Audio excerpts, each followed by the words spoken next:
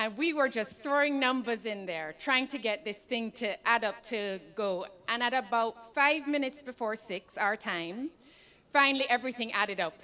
Yes, we hit submit, and it wouldn't go through. We hit submit again, it wouldn't go through. By this time, it was 6 o'clock. The deadline had passed. But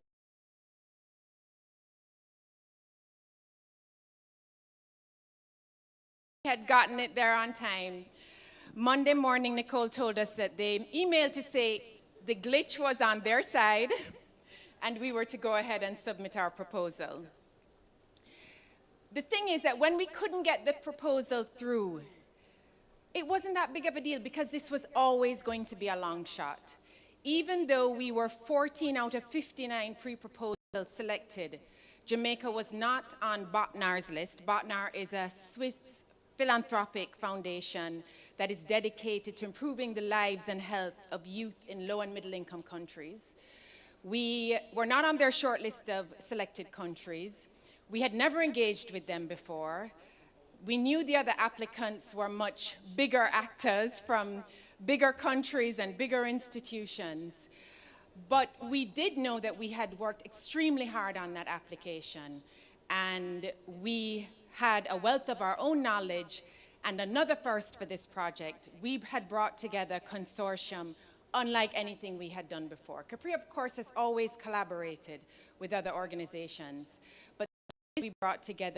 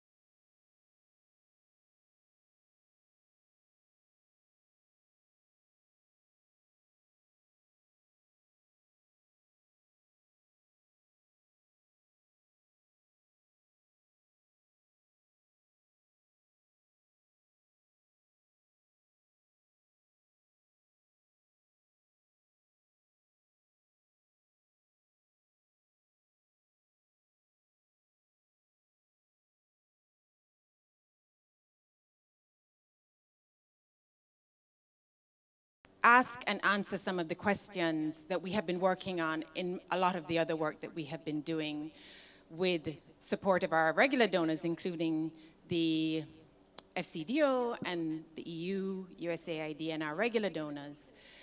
Questions of urban integration, questions of anti-violence interventions, questions of youth unemployment, especially with some of the issues that we're working on now with the labor market. This project offered us an opportunity to really drill down to some of the questions that we had wanted to ask about a lot of these issues in this one cohesive 3-year project with these 6 studies. So this was one of the reasons why we decided that we would apply for it, even though it was such a long shot that we would get it, and eventually we did. The project was launched in Switzerland in October, along with the other 4 grantees who are from Senegal, Colombia, Indonesia, and Nepal, right. And, you know, we're very proud to have been part of that group. It really showed us what small Jamaica can do. We were also the only single country consortium. All of the other consortia that got projects were multi-country, including global north countries that were part of the global south countries that had applied for the grant.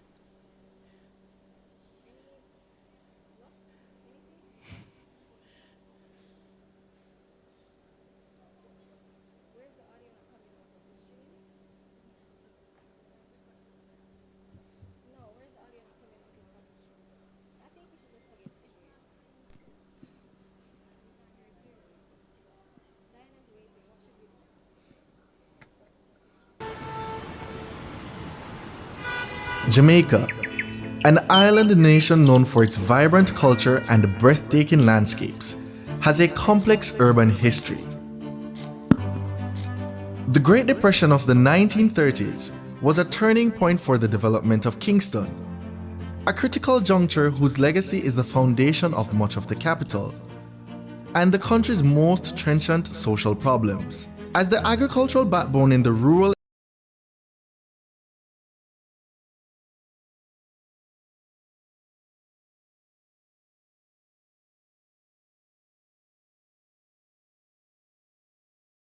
public health and social challenges. Jamaica's independence movement grew out of this unrest, as local leaders emerged who sought to address the challenges of the new reality.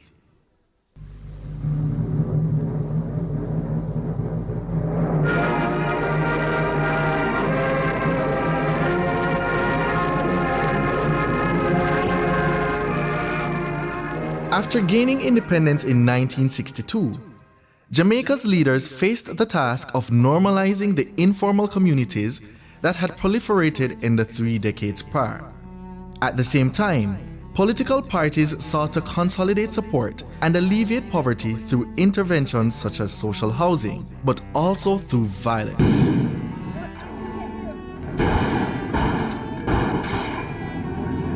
The cumulative effect and unintended consequence of those efforts was the creation of garrisons, distinct urban enclaves that were politically aligned and defended with violence.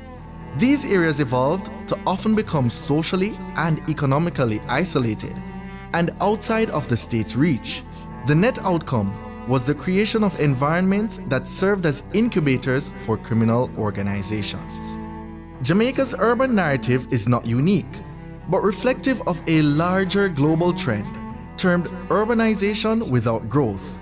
Across the developing world, cities in the 20th century swelled not due to industrial allure, but from pressures in rural areas. This pattern has resulted in an urban developmental trajectory towards cities that are overflowing with informal settlements, accompanied by a plethora of social challenges. Urban informality is tethered to multiple challenges, operating at different levels, not solely political. Someone without proper rights to the space on which they live faces the constant threat of eviction. Without the ability to own land, coupled with restricted access to opportunities for upward mobility. Residents of such communities face barriers to financial inclusion. The added combination of limited educational opportunities, inadequate housing, cyclical poverty, and untrammelled lawlessness means the denizens of those communities experience social marginalization, economic exclusion, and isolation from the formal economy and mainstream society. Within such settlements, a complex web of power and dependency emerged. Political parties and their various representatives secured their base by providing resources, both tangible and intangible, often channeled through local brokers. In several instances, as has happened in Jamaica, some of these brokers amassed significant power, and some even transitioned into criminal leadership roles. The resultant proliferation of organized crime thus followed the establishment of garrison communities, which serve as safe havens from which gangs can comfortably operate.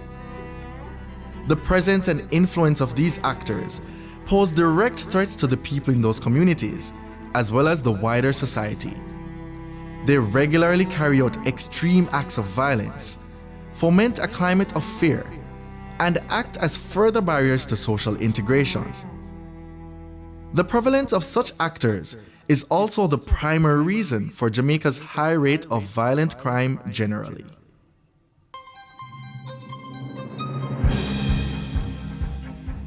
Jamaica's 2014 National Security Policy likens Jamaica's urban challenges to an insurgency, with various groups, including gangs, competing for control. While this is not a widely articulated view, it is nonetheless accurate. This dynamic has profound implications, especially for the youth who face both direct threats from violence and indirect challenges related to limited educational, social, and economic opportunities. Efforts to integrate these communities have been initiated and carried out for almost as long as these communities have existed. There is no shortage of political will to carry out such projects, which range from infrastructure development to land titling, from social interventions to social housing. Almost without exception, however, they have been hampered by a lack of capacity, corruption, and bureaucratic inertia.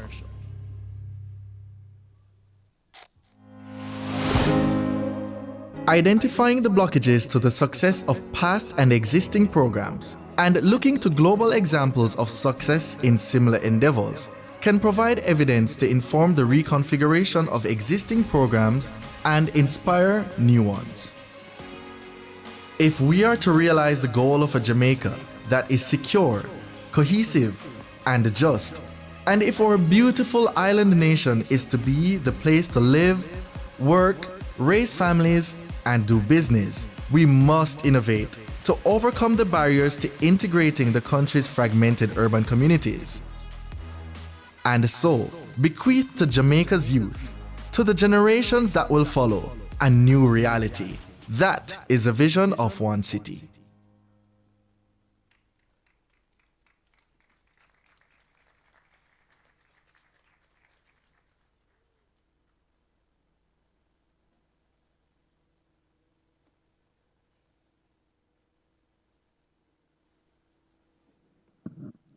Testing. Can you hear me? No? Is it actual no? We're going to go anyway. Good evening. I'm Alexander Carswell, a CAPRI Fellow and the lead on the OneCity project. The video you just saw tells a story of incomplete order building that has left us with a fragmented society. In the process of developing our own independent governance and economic arrangements, we left many urban communities behind to stagnate. Most of us live in what you might call the mainstream society, consisting of formal communities, civic organizations, and economic operations. An estimated 25% of the population, however, live in informal communities with insecure land tenure, inadequate infrastructure, and hazardous environmental conditions. Kingston in particular has been described as less a cohesive city and more a patchwork of semi-isolated urban enclaves that are constantly in conflict with each other, within themselves, and with the society as a whole. Youth cannot flourish in that context.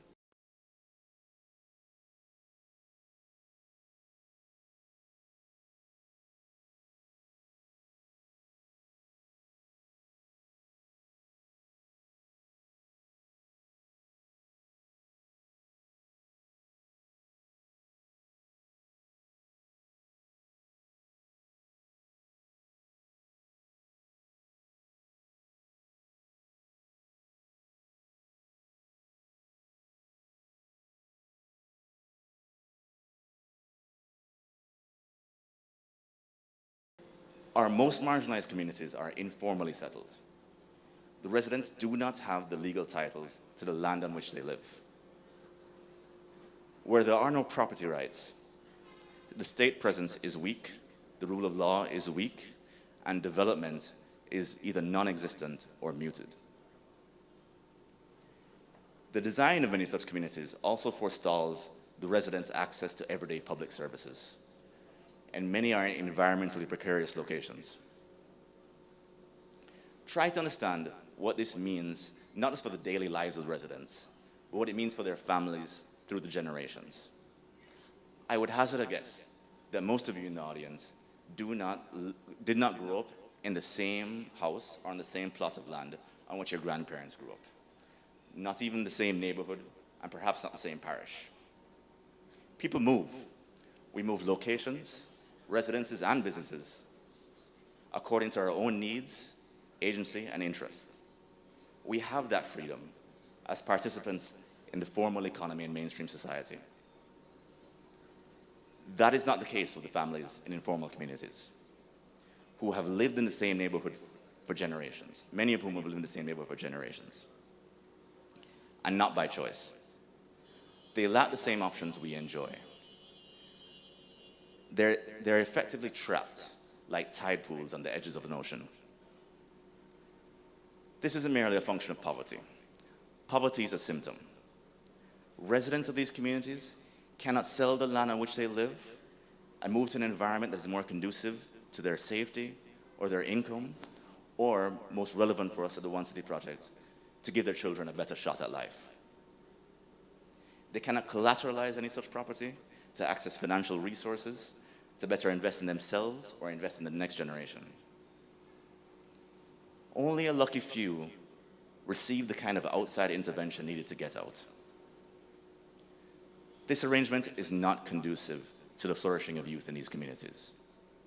It is, however, an environment conducive to the flourishing of criminal gangs, who use such communities as safe havens, effectively creating a separate order from the mainstream society. The resulting prevalence of organized crime is why Jamaica, year after year, has such a consistently high levels of violence. The violence makes our streets unsafe and our cities inaccessible. It also stymies urban and commercial development.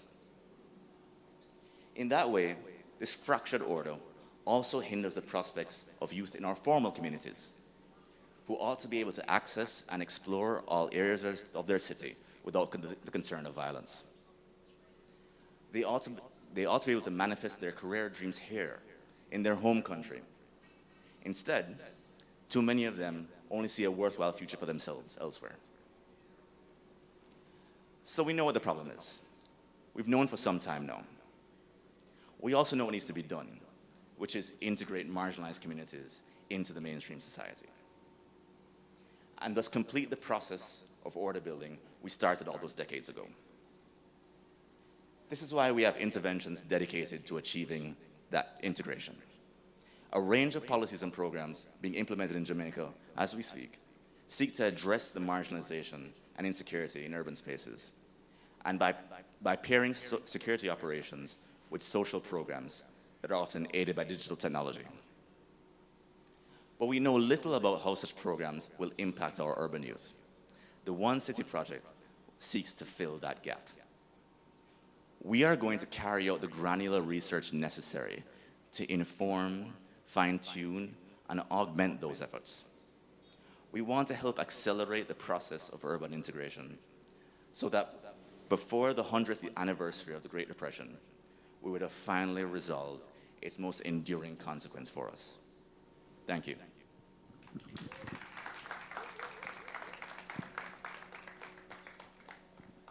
I'll leave it to my colleague Matthew to explain the study details for us. All right. Thank you, Alex. Am I up? All right. Good afternoon, everyone. Good afternoon. All right, thank you very much. Thank you all for coming out this evening. As Alex mentioned, my name is Matthew McNaughton. I'm one of the co-founders for the Roots Foundation, which is a social impact organization based here that's focused on making the promise of Jamaica real for everyone. And Tech Man? Anyways, no worries, gone through. Yeah, and the focus of today and my role today is really to put this historic context and a description of the problem that Alex and Diane have been speaking to in the context of this plan of work that we're hoping to embark on over the next 3 years. And Roots, CAPRI, and colleagues from MGI and Fight for Peace are all here because we believe that to accelerate our progress on this collective action project that is Jamaica, we need to find new ways to work together and develop some new tools through which to do that work. And the OneCity project is really seeking to do two things as a primary goals. Firstly, we're trying to re-examine and look at the problem of urban planning in a different way than we've been doing up to this point in time. And secondly, to find a more effective way to integrate young people and young adults into the broader society. And the scope of that work over the next 3 years is broken up into 6 studies that we're going to be pursuing. And I'm going to be talking about a little bit about each of these to kind of give context for all of you. And so study 1, this idea of establishing an index for Jamaica is going to be a first attempt to establish a measure for how communities across the country are doing in integrating people into society. And that index is going to be looking at incorporating a number of different indices in it that we're still working on. The first one is going to be looking at the quality and the proximity to different services that we all need in our lives. And that's looking at access to energy, access to water, access to transportation, as well as things like healthcare. The second set of measures that we're going to be having in the index are looking at and measuring the prevalence of things that I think we all believe are a core part of a healthy society, a healthy community. Prevalence of green space, the security of housing for different persons that live in those spaces. And the last group of indicators that will be in this indicator is looking at this challenge of how well communities are engaged in the process of governing the spaces in which and the decisions that affect the future of those spaces.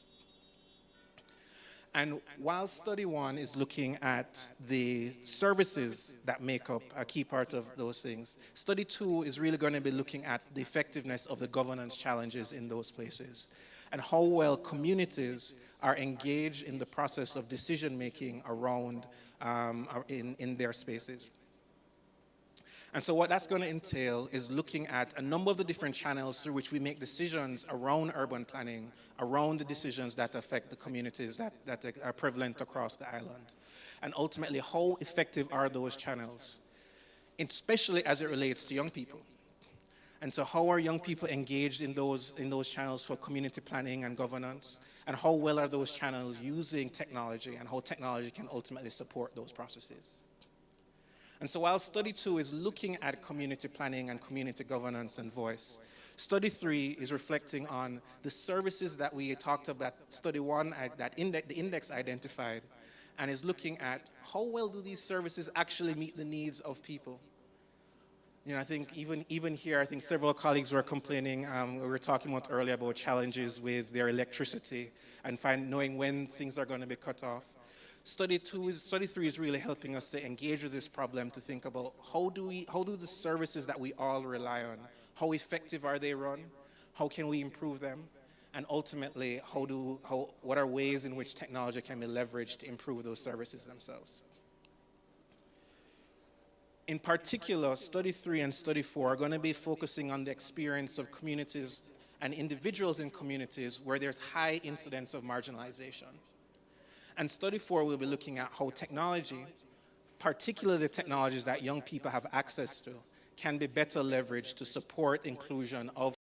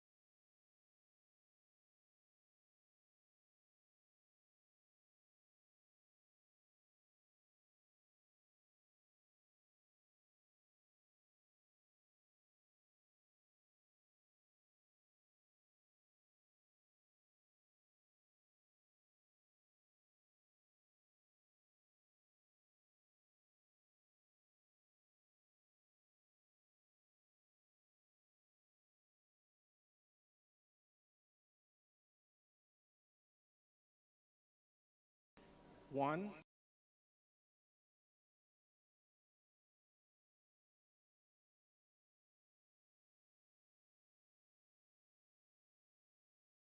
safeguards that people trust these systems and feel comfortable enrolling in them. And the third, they have to be designed in ways that are inclusive and meet the needs of the entire population in which they are seeking to have enrolled in them. And so Study 5, we're going to be looking at whether Jamaica's efforts in digital public infrastructure actually meet those needs. And as we kind of identify the challenges related to those things, and specifically the challenges that young people and the perceptions that young people have around these new digital public infrastructure initiatives, we're going to be identifying recommendations and ways that we can improve those new initiatives in the Jamaican context. And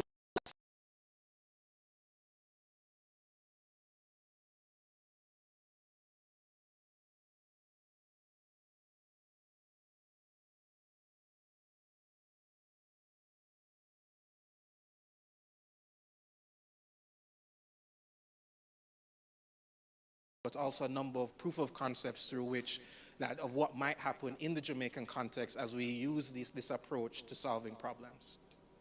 And so these six studies really make up the kind of the ambition and the scope of the Right to the City framework and the Right to City initiative that we are launching today.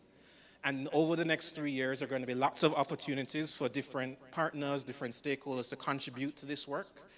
We hope that is highly a participatory activity. As Diana mentioned, there's a lot of different ways of working that we're hoping to pursue with this project. And I hope that many of you that are here will also contribute to that work.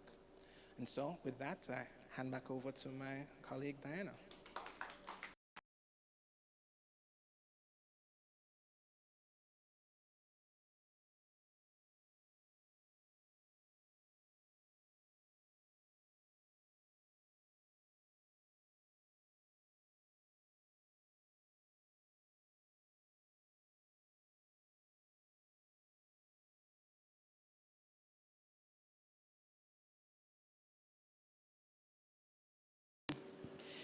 My heart is full to be able to do this evening for reasons that will soon become clear.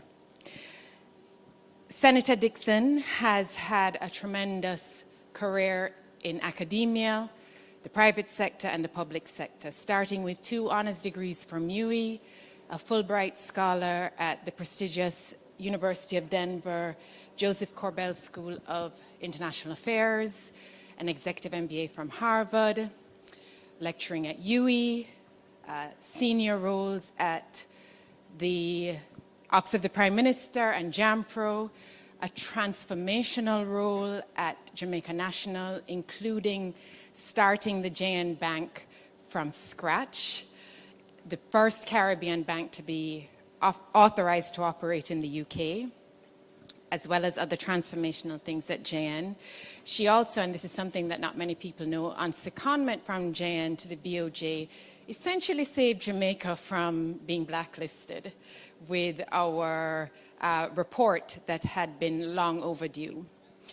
She's also been an incredible advocate for women's leadership in public and private sector. I had the honor of serving with her on the National Family Planning Board, where she was a source of inspiration and amazing energy, as well as in the other public and private roles that she plays. But most important for her being here tonight is that she's one of the founders of CAPRI. Now is not the time for CAPRI's origin story, even though I love to tell it, but Dr. Morris Dixon was present at the creation. And since then, she has maintained steadfast support for our work, not only because of her sentimental tie to CAPRI, but because she is a true believer in the importance of evidence-informed policy. So both on a moral level, but also on a very practical level, she has continued to support us through all of her roles, academia, public and private sector. And she continues to do so now. I don't know if you know this, but CAPRI has just embarked on a study on the 318,000 people outside of the labor force, supported by HEART, one of the organizations in her portfolio, to directly inform the work that she's doing with her responsibility for skills and transformation. So she's walking the walk, not just talking the talk. And I'd like to ask her here this evening to talk some of that talk, because she's really wonderful to listen to. Dana, thank you for being here with us.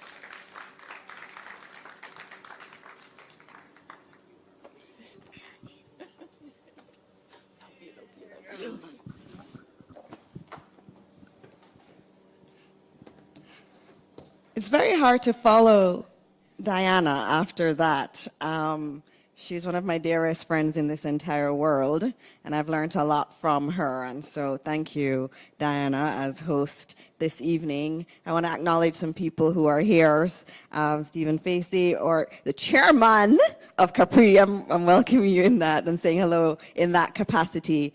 Damian King, the executive director of CAPRI, and someone who has challenged me in my life and who has taught me quite a lot, not just about economics, but also about how to approach policy and to think through policy. And so for him, I'm always going to be very grateful for him. The team at CAPRI that's directly working on this with Diana, Alexander Coswell and Mr. McNaughton. I also want to acknowledge Ms. Sharon Weber from the British High Commission and Ms. Mercedes de Torres Llosa from the European Union, and the other partners on this project. I have to acknowledge Slash Roots, Fight for Peace, and Mona GeoInformatics as parts of this, all of our distinguished guests here, members of the media.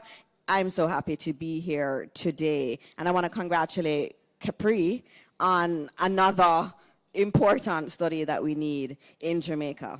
Dr. Thorburn told you that I started out as a research assistant, well, she didn't tell you that part, but I started as a research assistant on the precursor to CAPRI, which was the Jamaica Economy Project. And I was working with John Rapley at the time to help him to conceptualize this project that was supposed to be looking at why our country had underperformed for so long. And I remember once I was writing a paper with Dr. King, and he told me something which I use for a lot of my own writing, which is start with the conclusion and then tell the story through your work. I don't think he remembers, but we had a long conversation. I think it was a Saturday, and he taught me that, and it was very important how you get your message out and you get that story out. But CAPRI was very important in my life, the Jamaica Economy Project and CAPRI, because it taught me my love of policy. And so I think I'm a minister today because of CAPRI. Policy making is in my blood, and I think policy should be done in a particular way. And I know that I'm taking a lot of the lessons from CAPRI that I learned into making decisions as a policy maker. Now this is going to be interesting because my notes are here and you're over there, but I'm gonna do it. So our administration, our current administration, is dedicated to the principles of democracy, inclusivity, and progress. And we recently outlined a visionary framework for the future, and the PM, that was last week, Sunday, did that. And it's guided by 3 overarching principles: prosperity, productivity, and peace. And we're setting forth on a path that promises to reshape our society. And I see this OneCity project as very much integral into that thinking about those three P's, prosperity, productivity, and peace. That's what we are focused on. And we think that these 3 pillars are not just standalone concepts, but interwoven threads into the fabric of our nation's future. Prosperity is not just about economic wealth. It is the holistic well-being of all citizens. And so obviously prosperity is not, scamming and having a nice car and, maybe having a bit of money this week, but then maybe being attacked the next week. That's not prosperity. It's not about economic wealth. It is really a holistic concept about the well-being of our people. And we envision prosperity as a shared experience where the fertile soil of opportunity allows every single individual to grow, flourish, and reach their full potential. We see the equitable opportunity to access resources as not a privilege, but a fundamental right, ensuring that the fruits of progress are enjoyed by all and not just a fortunate few. In this prospering society, personal and professional growth are not just aspirations, but realities within reach. We envision bustling marketplaces of ideas and opportunities where innovation and creativity are not just encouraged, but celebrated. Here, prosperity is a sustainable environment that cradles our health and happiness, and a green and thriving world that nurtures us today and promises a safe haven for generations to come. Productivity is the engine of our economy and the key to improving the quality of life for all our citizens. To enhance productivity, we're investing in education, innovation, and infrastructure. We're creating opportunities to allow every citizen to contribute to and benefit from our economic growth. And I cannot speak about productivity enough. And CAPRI, you've done work on this. I mean, you've done work on everything. I feel sometimes that I can just ask. I always do this when I have a topic that comes up. Has CAPRI done a study on this yet? And Blake, who works very closely with me, will say, yes, I think they did one. Let me find it and bring it up. But productivity is really central. We've done a really fantastic job in the last few years across administrations, across the private sector, public sector, working together to get our economy to the point where it is today. But it is not, we're not finished. That work is not finished. Productivity has not increased. We're not gonna see the kind of economic growth and outcomes that we want to see if we do not address the productivity issue in our country. And that's why that's a central pillar of us going forward. There is one study, if you look at the Human Capital Index, it shows you very clearly that a child born in Jamaica will only realize 50% of their potential. What that means is we leave 50% of the potential of every Jamaican on the table. So when we talk about productivity, it's not a foreign kind of concept that's only taught in Dr. King's macro econ class. It is real. It means that our people have a lot more growth to do, or people could be achieving a lot more. And so what does that mean? It means we have to obviously increase the level of skill that's embedded in our people. That's why the reform of our education system is critical. It's also critical that we look at health, the health of our people, nutrition of our people, how we treat our children when they're young. There was one study from UE, and I read a lot of the studies that come out because that's the only way we really should be making policy and making decisions. One, I mean, we keep talking about boys. Professor Gale says that in his work, he found that mothers breastfeed their sons less than they do their daughters. What that says is that from the very beginning, we've put our boys at a disadvantage, nutritionally, in their development of their brain. We are doing so many things that are leading to us not realizing that other 50% of the potential of our people. And that cannot be allowed to continue. Now, peace is the cornerstone of any thriving society, and earlier CAPRI did a fantastic job with that video. Peace is the sanctuary of our collective consciousness. It goes beyond the absence of conflict. It is about creating an environment where every individual feels safe, respected, and valued. Our nation's journey towards peace involves not only maintaining law and order, but also fostering a culture of mutual respect, tolerance, and understanding across all communities. Envision our communities as vibrant ecosystems of diverse actors, each an integral part of the whole, each more diverse and rich because of the others around it. Our journey towards peace involves vigilant guardianship of law and order. Certainly, but it goes much deeper than that. It is about fostering a culture where every voice is heard, every dream is valid, and every life is treasured. This morning, I had the pleasure of launching something called Fondue with UNICEF. And what that is a chatbot using WhatsApp that children or young people can use to learn life skills. So what we're doing is using a technology that's already been adopted by most Jamaicans. Everybody uses WhatsApp. And using that technology to help our young people. So you just send a message to the number and it starts talking to you. What do you want? Do you want to talk about what's going on in your life? We have the mental health hotline that can be accessed there. They're giving tips on how to do your CV, how to find a mentor. They're giving tips on how to communicate better.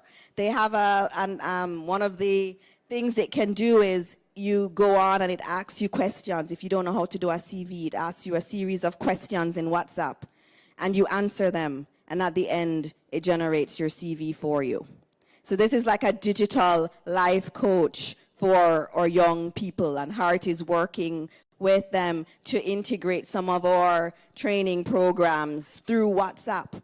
And those are the kinds of things and initiatives that we need to do, because sometimes when I talk to the ministries, departments, and agencies, they're telling me about this new fancy app that they're building and this new system that they want to do, when all we really need to do is to use simple technology and just keep it simple so that people will actually use it and it can benefit them. But at that session this morning, I met a young man who told me that he's from an inner city community and he started an online business. And he was telling me how much it's thriving and how he is expanding to the Caribbean. And I asked him how old he is and he said he was 22. And there was this other young man who came to me and he told me, he just finished his degree and he has 3 businesses and he went through the 3 different businesses that he has. And I obviously felt like I have obviously underachieved because he's so young with his 3 businesses. But there's talent in Jamaica. I think those 2 are examples of those who will probably reach close to the 100% of their potential. But as government policy, and what our role is as policymakers, is to ensure that those 2 aren't the exception. And so what we're doing and the policies that you hear me talk about on digital transformation is about really how do we get more of our young people to truly reach their potential and to not feel that their only hope is a life of crime and violence or to leave our shores. That's what this whole effort around digital transformation and skills development is about. It's not esoteric. It is real. It is about people's lives improving. So as we march forward, these three pillars, prosperity, productivity, and peace, will be the guiding stars of our journey. Together they form the bedrock of the administration's vision, a vision that sees beyond the horizon, a vision that sees uplift, empowerment, and unity as core. With these pillars as our foundations, we're not just building a nation, we're nurturing a legacy. And it's a legacy that we want of hope, progress, and enduring harmony for all people, irrespective of where they come from. Now, everybody has a role. I keep saying, yes, we have this new portfolio, digital transformation and skills development, but digital transformation, the transformation of Jamaica, does not rest in one office or a group of people. It is really a national initiative, and everybody has a role to play. CAPRI is playing its role. The partners, Roots and the other partners in this, they're playing their role. Their role is getting the evidence.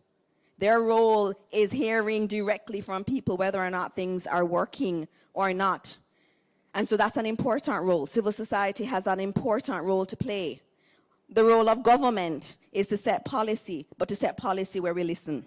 And that's key. Also, citizens and having the participation of citizens. That Fondue platform that I told you we launched earlier is where it is because it was built by the young people. They said what they wanted. It wasn't someone who sat down in a room and said, oh, I think the young people of Jamaica would like this. Everything was built by them through focus groups, through speaking to them. And so when we talk about inclusion, there are many dimensions to inclusion.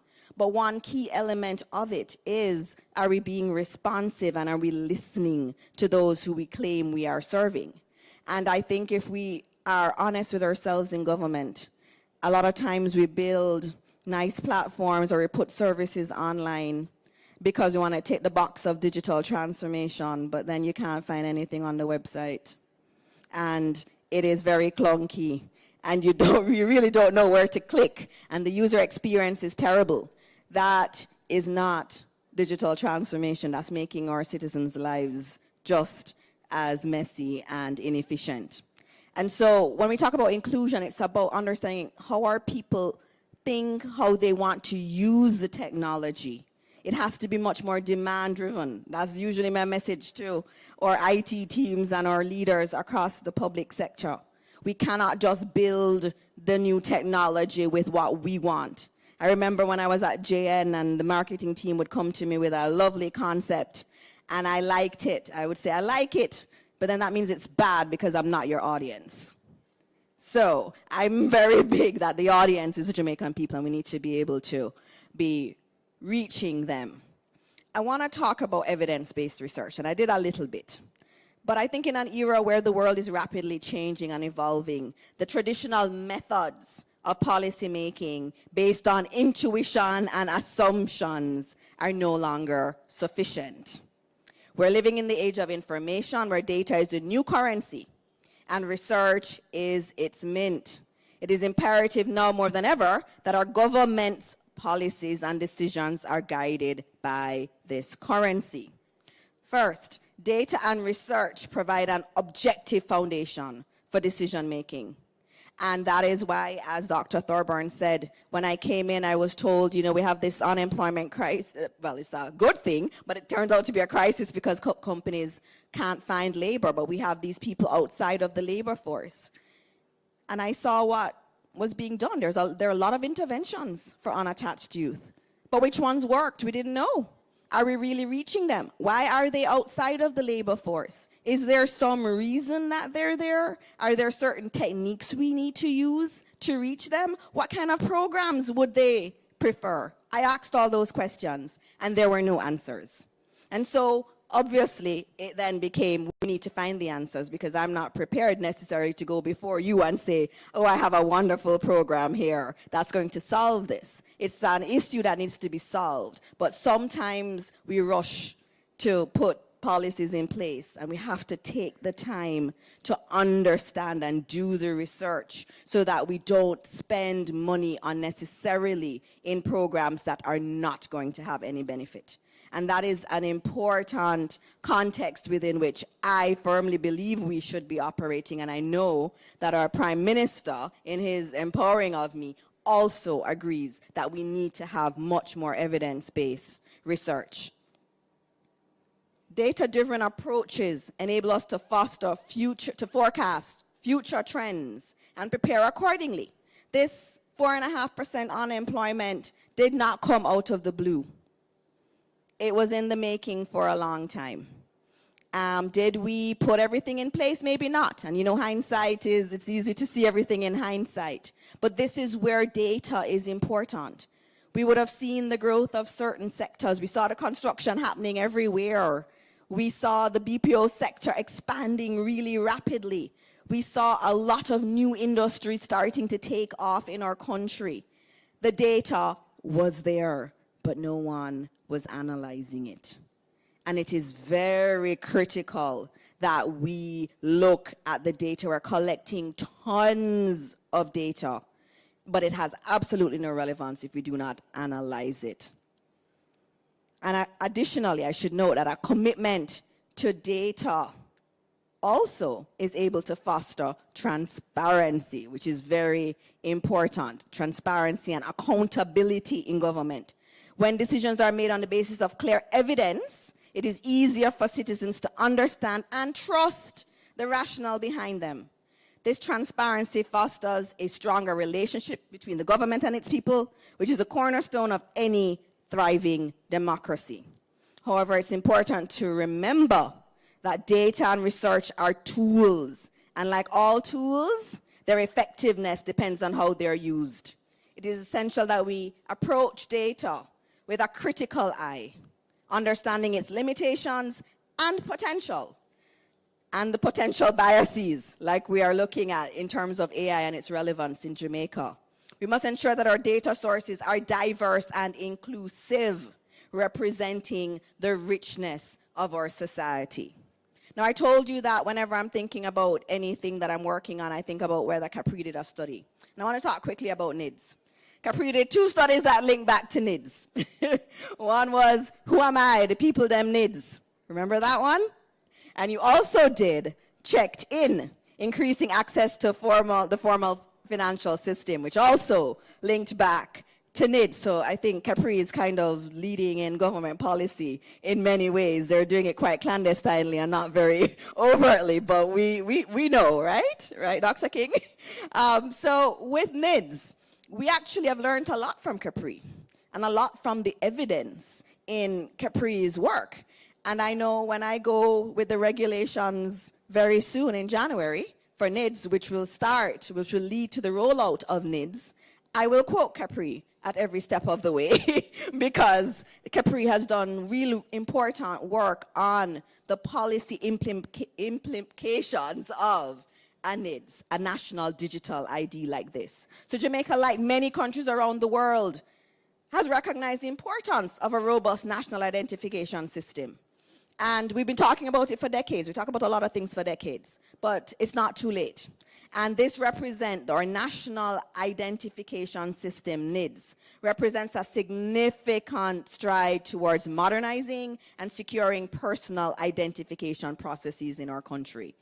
The NIDS is designated to provide a unique, reliable, and secure means of proving identity. So we talked about property rights earlier, identity too, and being able to identify identity is central to our ability to have social mobility and also to have our people not, I don't like the term unattached or marginalized, but those terms will go away when we have focused on those kinds of core concepts. The implementation of NIDS is very far advanced, and it signifies our commitment to technological advancement and digital transformation. And when we talk about issues of trust, for example, with NIDS, you know, if another entity is verifying you, for example, you go to a bank and you want to open an account and you give them your NIDS info, they will call on the NIDS system to verify who you are. But guess what? You get a text message that says that Bank A checked, verified your identity. So every time someone tries to verify you or accesses something in relation to you, you get a message.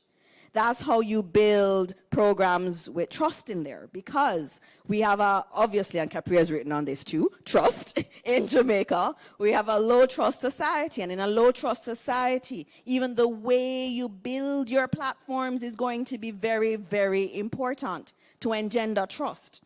And so we put a lot of that thought into it. When we did the pilot earlier this year, we found that's something very simple, and Damian King, who is a stickler for detail, would understand this.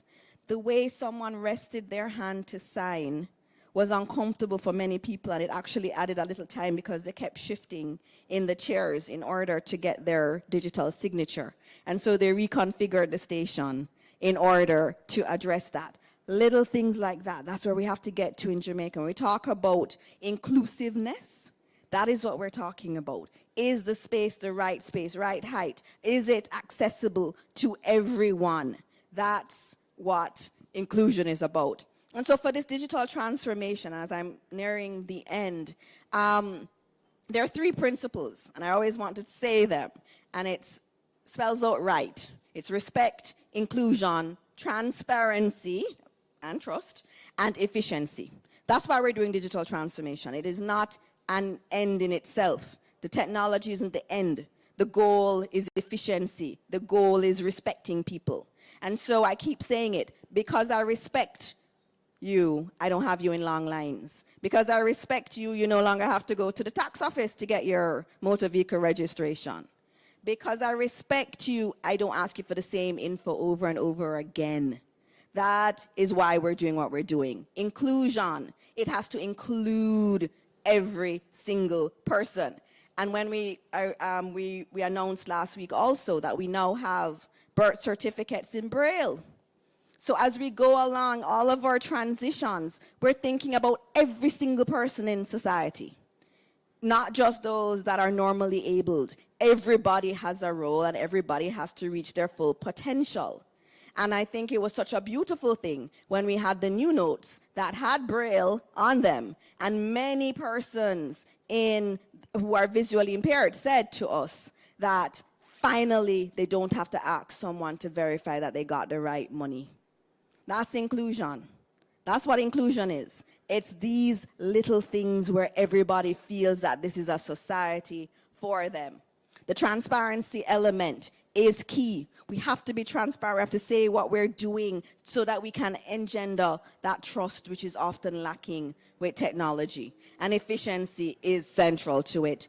People's time, very, very valuable, and we should not have them standing in lines for hours on end.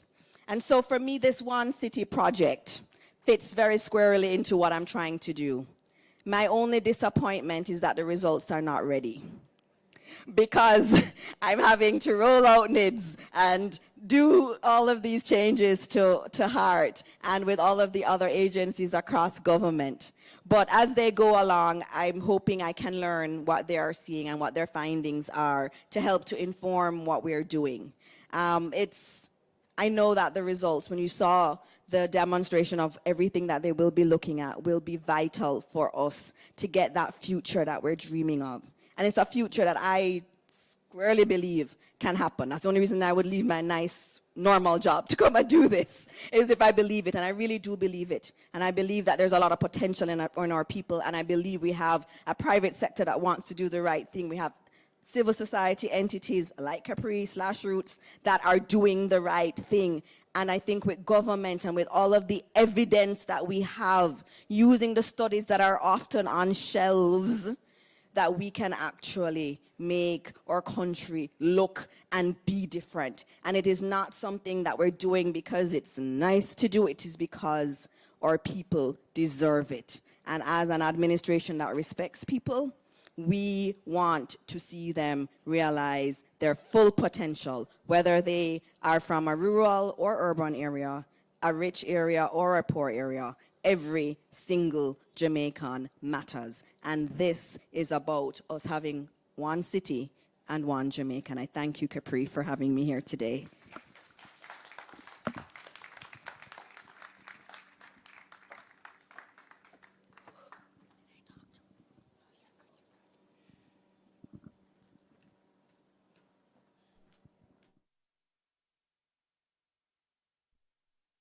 Good evening, everyone. My name is Kelly Magnus. I'm the outgoing country lead of Fight for Peace, not outgoing in the sense of my personality, but in that I am leaving. But it's my pleasure to speak to you here this evening. I've been very generously and ambiguously asked to bring remarks. So I think I can just say what a lovely evening, especially after Dr. Dixon's very thorough remarks. I think she's done most of the heavy lifting in what I would have wanted to say. She talked about the need for evidence-based design, youth inclusion, collective impact, responsive programming, programming for boys, which is near and dear to our heart, and the need for data analysis, and more importantly, the need to use that data. That is 90% of what I was going to say. So I will be mercifully brief. Your program has been listed as a violence prevention expert. I am no such thing. I'll take the youth advocate part of that role. But I have been working in violence prevention accidentally for the last 10 years. The first 2 with the World Bank on a project that was about bringing young people into advocacy for violence prevention, where I met the lovely Christina Williams, who is here and doing all kinds of things globally in youth inclusion. And in the last 8 years for Fight for Peace. And we are an NGO that works around the world, only in communities with high levels of violence, working to help young people reach their full potential and to promote peace. And that work in Jamaica has been a little different from how Fight for Peace works in other parts of the world, and it has been heartbreaking in that difference. So in Jamaica, we were asked to come here and to work in a very small footprint of communities and to see if we could figure out the best model for catalyzing collaboration between a network of NGO partners and the state in bringing meaningful change to communities with violence. And in 8 years, we have tried our damnedest. We have tried everything, thanks to the many donors who have supported us.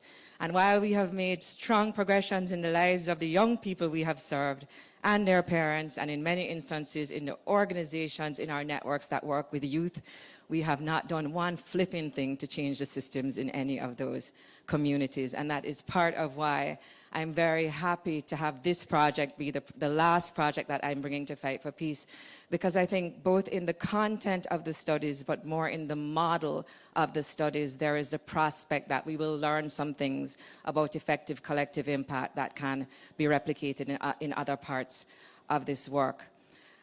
We have very intentionally been trying to work for the last 5 years only in communities under enhanced security measures, specifically those that have been declared under zones of special operations. And in another forum, I'd be happy to tell you what those programs are and all our fabulous results. But what has been appalling to us is that even in the communities where the government has indicated that these require the most urgent interventions by the security forces and other parts in the state, there is still so much that we don't know, and so much that we don't know, and so much that we can know, as Dr. Dixon said, but that we don't bother to.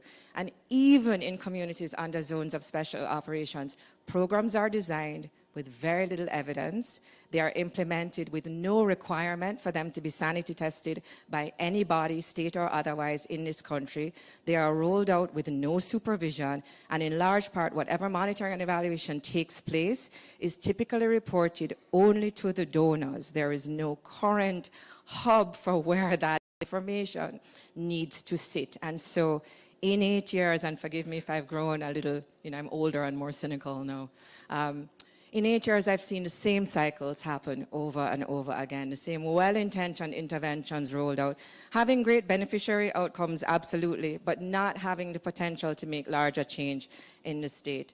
As I said, what we're excited about in OneCity is the network of partners that have been brought together who can both implement but also affect policy. And we think that that is a model that can work in other aspects of violence prevention as well. The Fight for Peace methodology rests on making sure that in any community where there's a high level of violence, you have programs that, the technical lingo is serve youth at differentiated risk levels, which means that you have young people who are not involved in crime and violence but are affected by it, young people who are on the bubble of risk, and then young people, persons who are more likely or have been involved in violence or have been recently released from incarceration. And we do that by bringing a network of partners to the table and then monitoring and coordinating those partners and sharing the results with the state. We're very excited that the Citizen Security Secretariat is now paying keen attention to those interventions. But as part of that work, one of the pillars where we've seen the weakest interventions at the community level is in youth leadership. There is no lack of drive or motivation or even skill in some ways in communities with high levels of violence. There is a lack of opportunities to exercise that constructively. And so that learning has shifted the way we work in terms of trying not to just treat young people in our communities as passive beneficiaries in our project, but to try in every project that we design to find a role for young people to be actors in the project. And we're excited that OneCity takes that role and fleshes it out fully.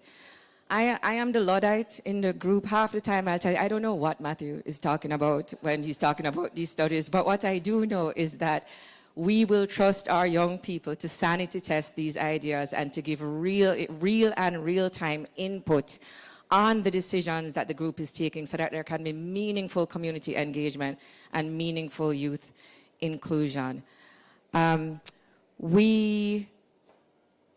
I do want to throw out a challenge before I close to the program partners. Diana alluded to it. The budget is a strong budget, but it is strict in terms of the budget lines. And what often happens in projects like these is that there is very little flexibility in being able to respond to the needs of the community, and those needs change over time. You may have community consultation at the start of a project and design a project in a way that is set up to be responsive, but the needs will change over time and your budgets may not allow you to respond to that change. So I would love to challenge you to try to bring other partners along for the ride, to try to bring them in to support complementary activities that can contribute to bringing change in more immediate ways to the communities that are participating in the project.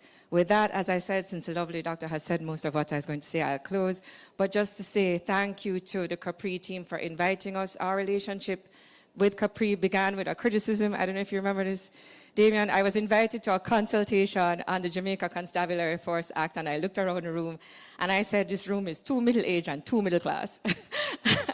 And he said, well, what can you do about it? And I said, well, we can do a youth focus group in the communities where we work. And I love that because he took the criticism and did something about it. And the feedback from that focus group has implemented our program design to this day. We learned so much about where young people's attitudes to the security forces come from, and we constructively try to create opportunities for positive interaction between youth and our security forces as part of our regular program design, and we've been doing that ever since that consultation. So I'm really excited to have the opportunity for Fight for Peace to work with CAPRI again. I also want to thank my Fight for Peace team, two of whom are in the back, for trusting me to just bring them a project and fling it in their laps and be like, peace, deuces, you'll have a blast, I tell you, I promise.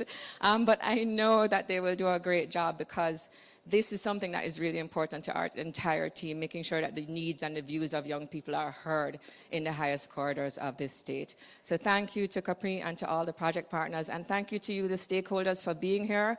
And I hope that you will try as much as possible to implement the lessons that the project yields in the spaces that you occupy. Thank you very much.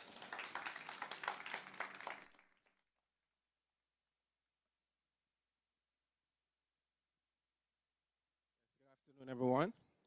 My name is Luke Buchanan, the acting director at the Mona GeoInformatics Institute, and also a project partner on the OneCity team, right?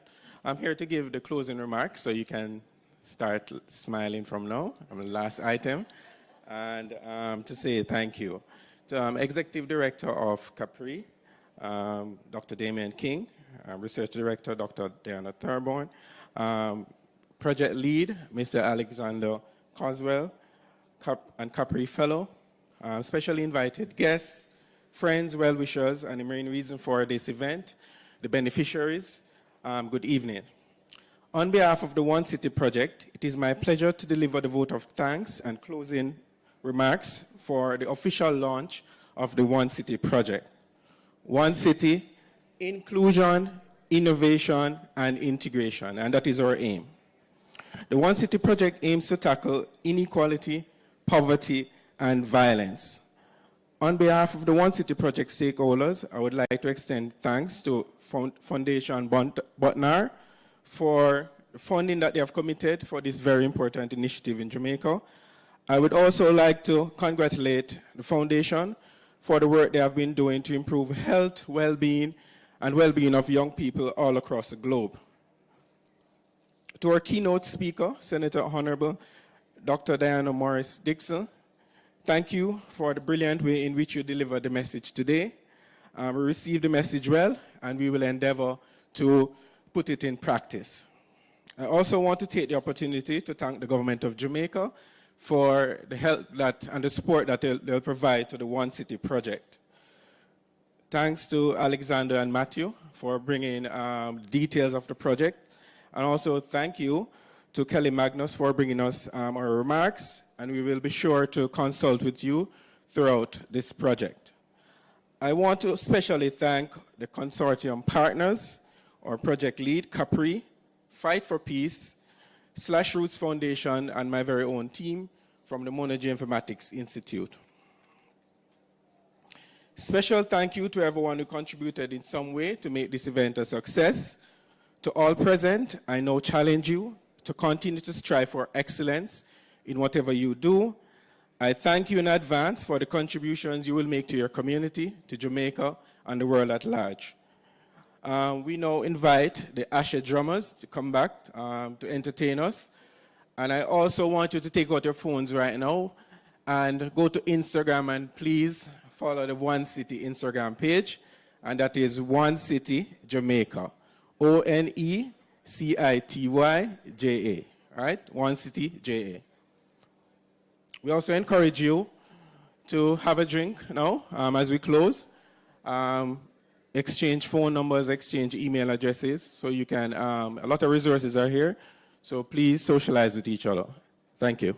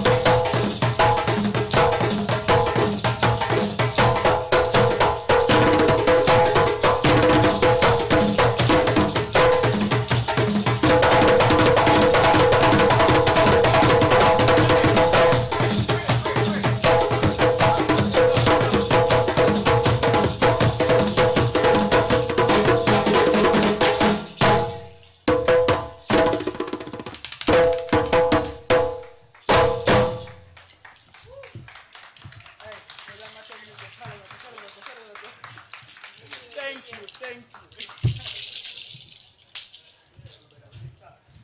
Yeah, man. I'll help you carry this though. Let's